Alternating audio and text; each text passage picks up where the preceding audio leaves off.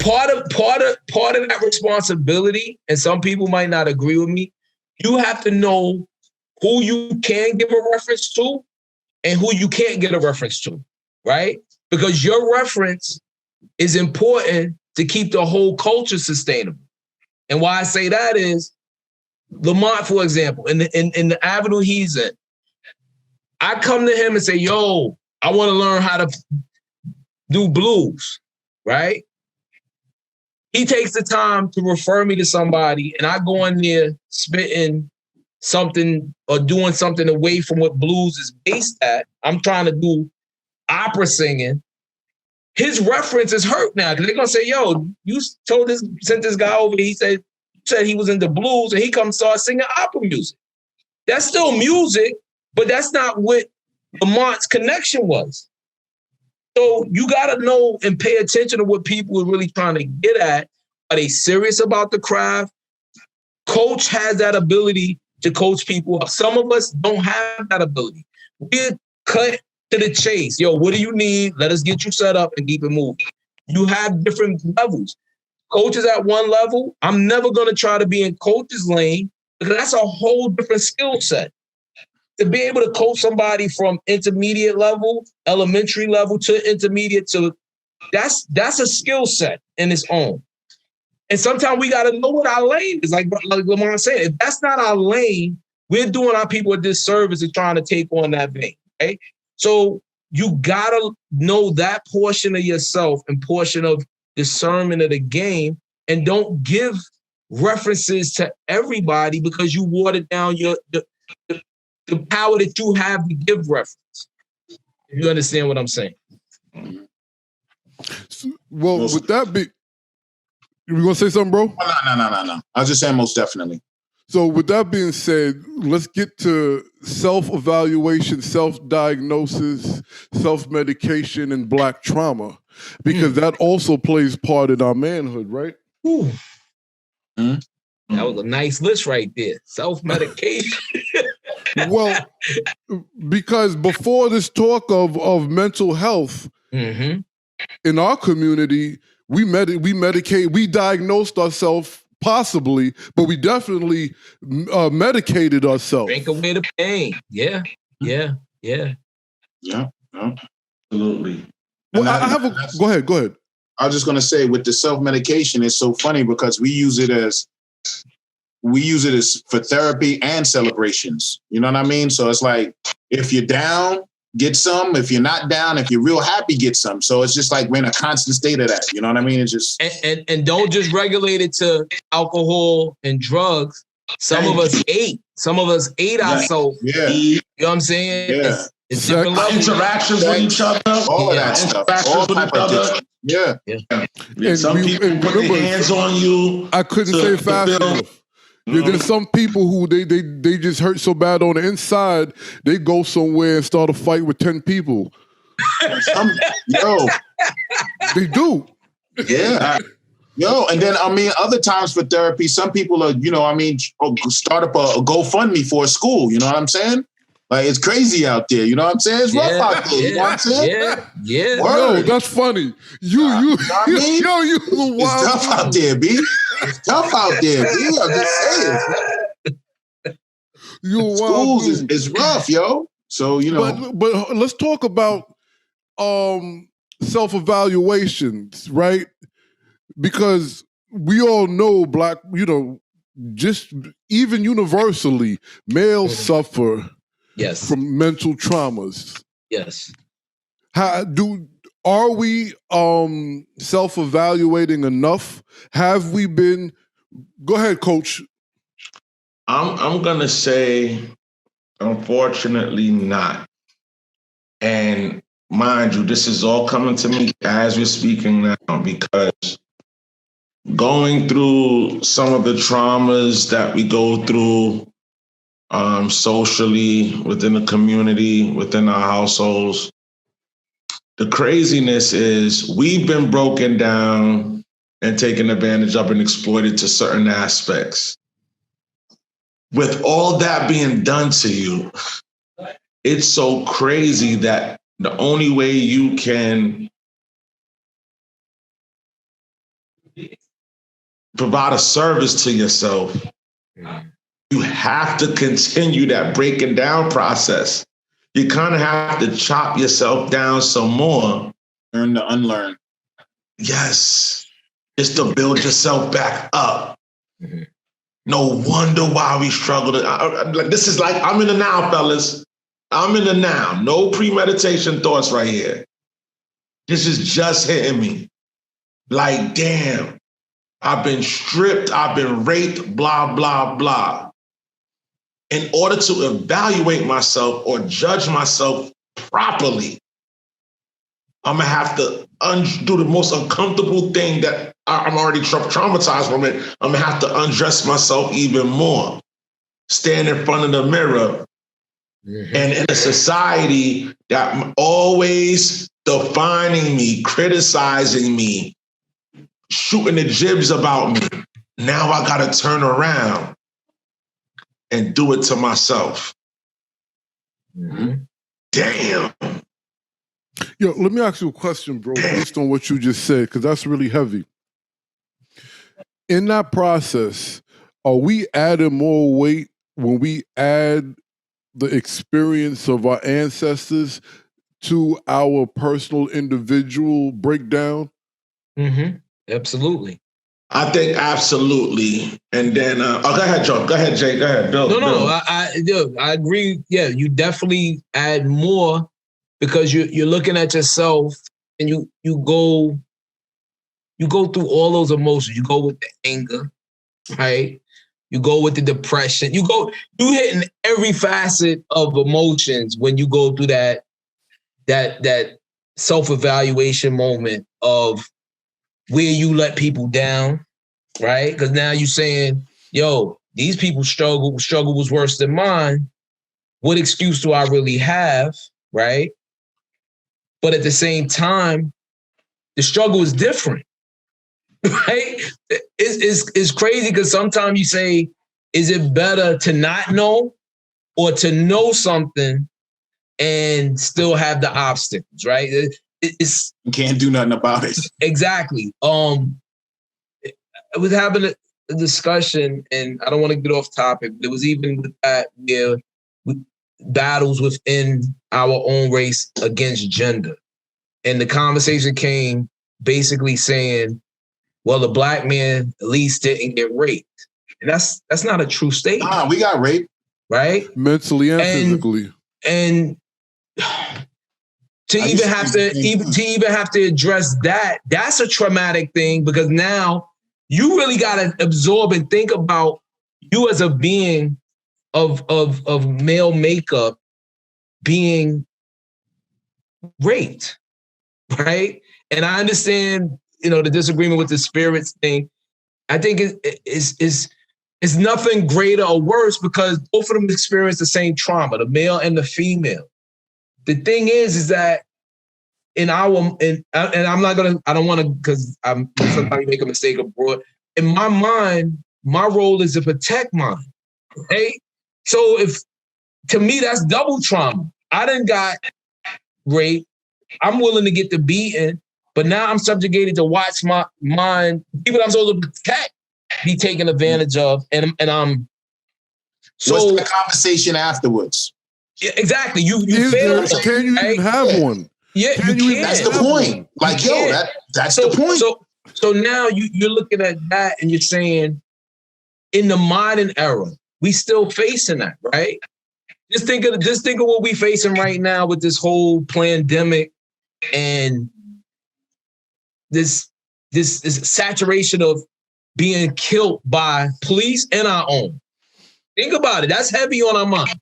We getting killed by the police, and lately we've been getting killed by our own. Lately, right? Bro. I'm just saying, a saturation. If you really look at it and just stay with me, from the beginning of the year, it was police. The last few months, it's just been Black youth getting killed by another Black youth. Okay, you talk about in this space and time. Exactly. Gotcha. So now we getting it from both sides. We don't have a cubby hole to run into. Right? We can't say we're going to run to our community and feel safe because now everybody blazing on each other. You can't run to law enforcement because it's been that trauma. Right now, you can't even buy a gun. So it's like this whole you thing, can't? Why? Where? right? And then the one that weighs on me, and I don't know how y'all brother feel about it. Even the Breonna Taylor story is a psychological warfare to me. Yes, because it is. Somebody bang on your door, you get the hammer, your woman's still dead. Good, bad, and indifferent. You fired, and you still wasn't able to protect her. Right? So what trauma is that brother going through? Like, well, and, bro, and that's me looking in the mirror saying, can I take that? Yeah. Can I just add to that? Yeah. Not even the fact that she's dead, right? Because there's casualties in gunfire. Yes. But the fact that he was arrested and that her legal status as a citizen or a criminal is still being this is warfare, as if, for me, is mental, psychological, because though he may have been released from prison, she's still not innocent of drug charges. Exactly. Do you see what I'm saying? And then, there's a whole bunch of stuff to unpack with what you're saying. I'm in agreement, but I'm just saying there's just a whole, because if you shoot somebody, if you shoot your pistol, legally, right, you're still susceptible, if that's the right word, to being charged, initially charged, until you've proven that it was justifiable. And then it's a civil case. Yes. Even if the police and criminally you're proven innocent, you have a civil case. So in some cases, you're better off just going hide in the back, let them clean you out. Exactly. Because once you fire your gun, it's real. And us being black men with the history of how they receive us with legal firearms, that's a whole different, from the 1800s to this day, that's a whole different psychological warfare. And then the compounded, and this is the problem that I really have with our culture right now, is this badge of honor of seeing you've been inside a cell, right? With the understanding of, or having the understanding of the 13th Amendment, right? So again, when I look in the mirror, I'm criticizing me and my group very hard in that sense, because I'm saying we can't say we was not afforded the education. It's what we did with the education, right? So now we sitting there saying we know about the 13th Amendment, which makes slavery legal if you're incarcerated, and a badge of honor from what I can remember is that dudes is proud that they've been locked up, and you're not realizing you participating in the slave system again. Like, you're not trying to make it opposite. You're taking it on and bragging about it. Go ahead, Roscoe. It's that live nigga mentality that I was talking about. Okay. Be a live nigga. Exactly. You know what I'm saying? Exactly. It all comes back to that. Like, yo, you bust your gun, you sell drugs, you just that dude. You know what I mean? That shit's ridiculous. So let me ask you a question. Yes. Let me ask you a question. Because we spoke about this a little bit before. That live nigga mentality that we do know about, and it was around us from our era. It's different, but we have a situation where in some cases, this is okay. If this is what you want to be involved in, I have to train you how to live and survive. And then in other cases, well, you don't want to be involved in this. You shouldn't be acting like that. And this is how we was brought up, right? So when you hear that live nigga mentality, isn't that how can I put this?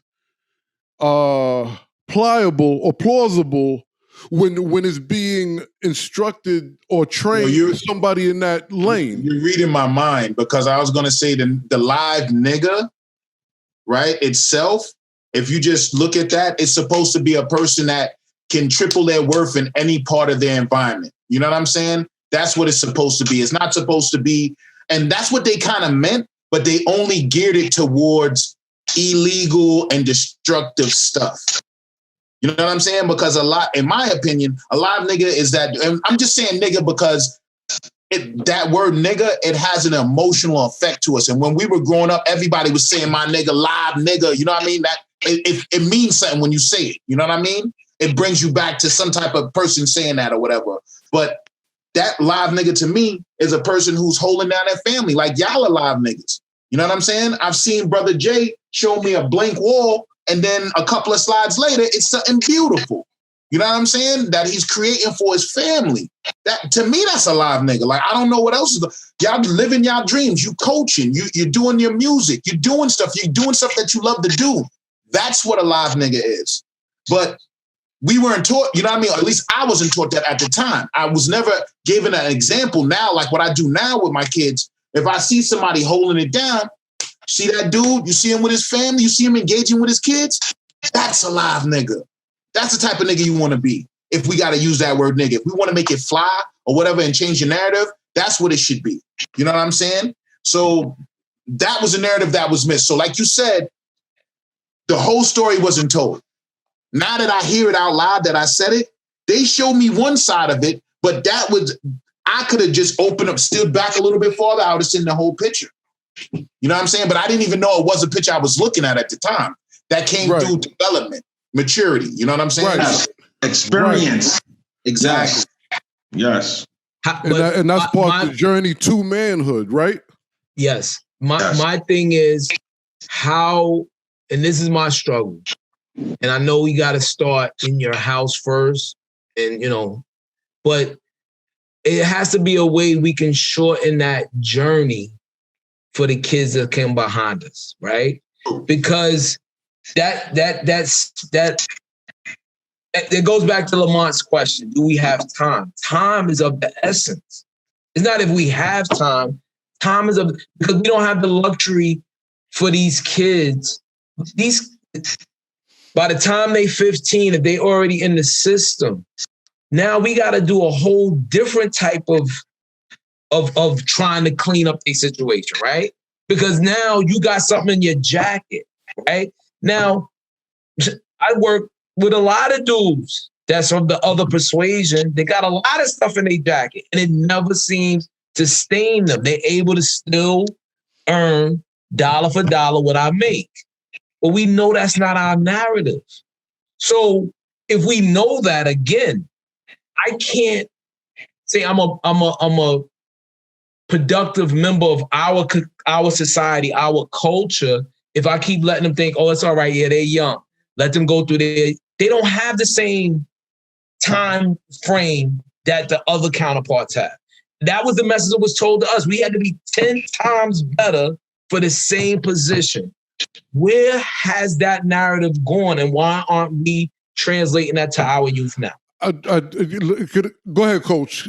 Go ahead, Coach. Go ahead. No, I was simply going to say I believe that message is still being sent, Jay, but it's manifesting in higher learning. You know what I'm saying? The engineers, the kids that are striving to be astrophysicists, this, that, and the third, the young scholars, they're taking heed to that message, if you know what I'm saying.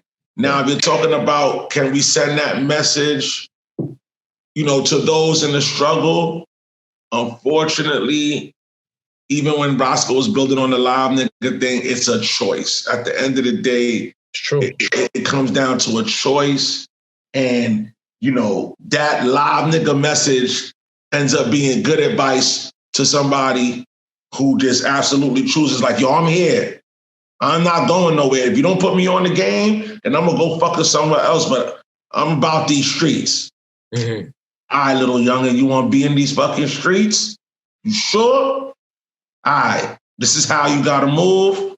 By the way, this is going to be a short story because you're going to end up here or there. But if this is, and then that's when that advice, become sound because, all right, motherfucker, you made your choice. Here you go. Good luck with it. You know what I'm saying? And, you know. It's also the false narrative that we've been taught. See, you know how everybody was like, see, the other men, they don't do that. They're just the other one, they don't do that, but they have just as many more. Let's say ups and downs as we do. More. But yeah, you understand? So the question is, what's the difference? I think what the difference is, what is being force fed to our people, and who's consciously and unconsciously allowed themselves to eat that food. Because we see construction. We can talk about that. My oldest brother went through what you call it? There's a before Franklin Avenue, I think it was called a coalition, I believe. Yeah, you had the Black Coalition, you had the Spanish Coalition, yeah. Yeah. So all those dudes had records that went through there. Yes. Absolutely. And they went in there and they got, they did, as you always talk about, Brother Jay, the apprenticeship, and then they moved on and was able to go to other states, get houses, build their own houses, and have very good careers. Yes. Upper 5 figures to 6 figures. Yes.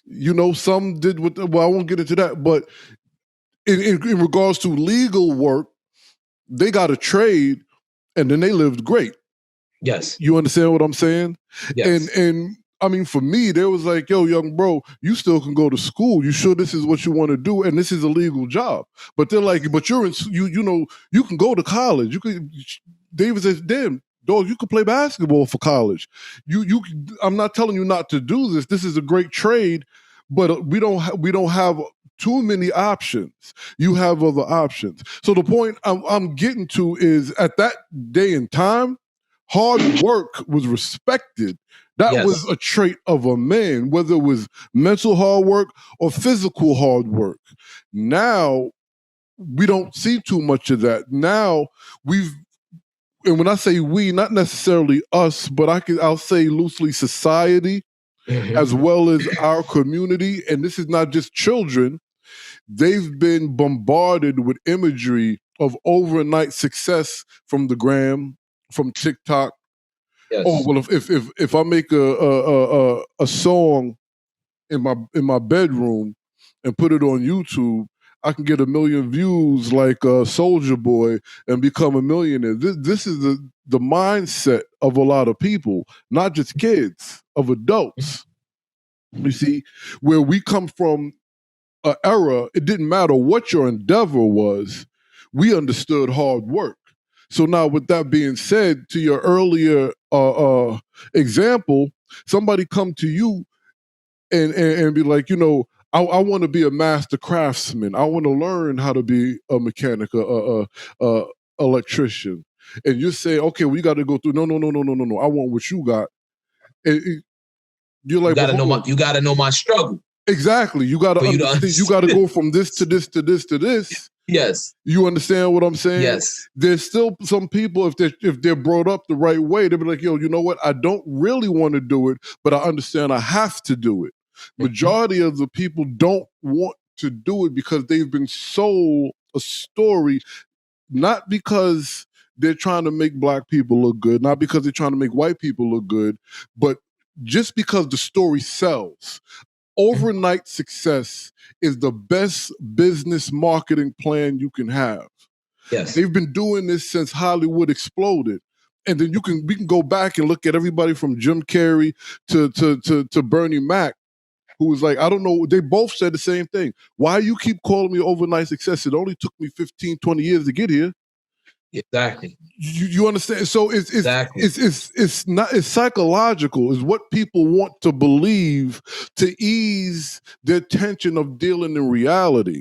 And then, so now we're going back to what Coach was talking about with self-evaluation, and something that Brother Roscoe wanted to add to that conversation. Are we trying to heal or are we trying to hide? Because if we were trying to heal collectively, and again, I'm not making a statement, then we would understand the old school way of having to put that work in, or we trying to hide, right? We don't want to put the work in. We don't necessarily want success. We just want the imagery of us being okay. Mm-hmm. I give the floor to the brothers. Let me set it off with that. All right, so are we trying to heal? Not enough. When I broke down my thoughts earlier on the evaluation piece, I think we find it very hard to criticize or critique ourselves. Unfortunately, I think we're doing false healing, or we're just taking, a sedative to temporarily relieve the pain. And you could look at things such as social media and things of that nature, where it's, I might not feel good, but because we are so indoctrinated on worrying about what others think of us, what I'm going to do is I'm going to go ahead and feel this pain, but I'm going to draw the image of happiness. I'm going to put out the image of success. And then when people look at me and they smash the like button and they throw their comments in there, that false reality that I'm putting out there feels real. So now I'm not ugly. I'm not insecure, although I am. But I got the pretty picture out. I got the filters popping, and now people are relating to that.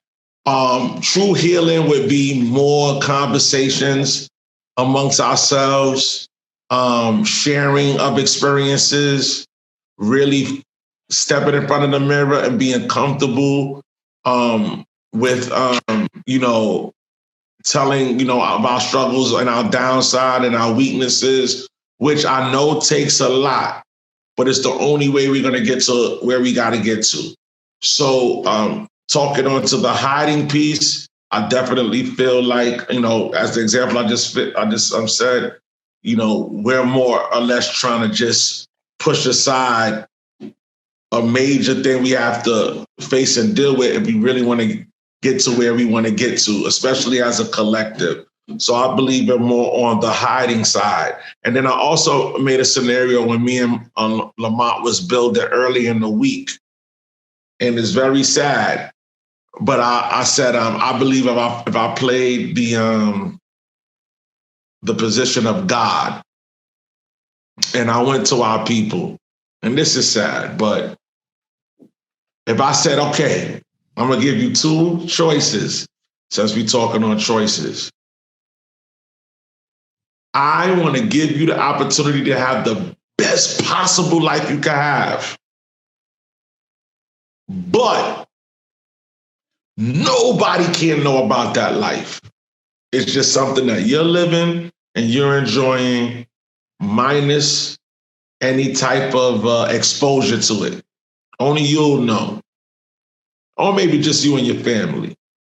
Or you live a life, miserable, suffering, pain, but everybody in the world is going to believe you're the richest, most happiest, successful person in the world.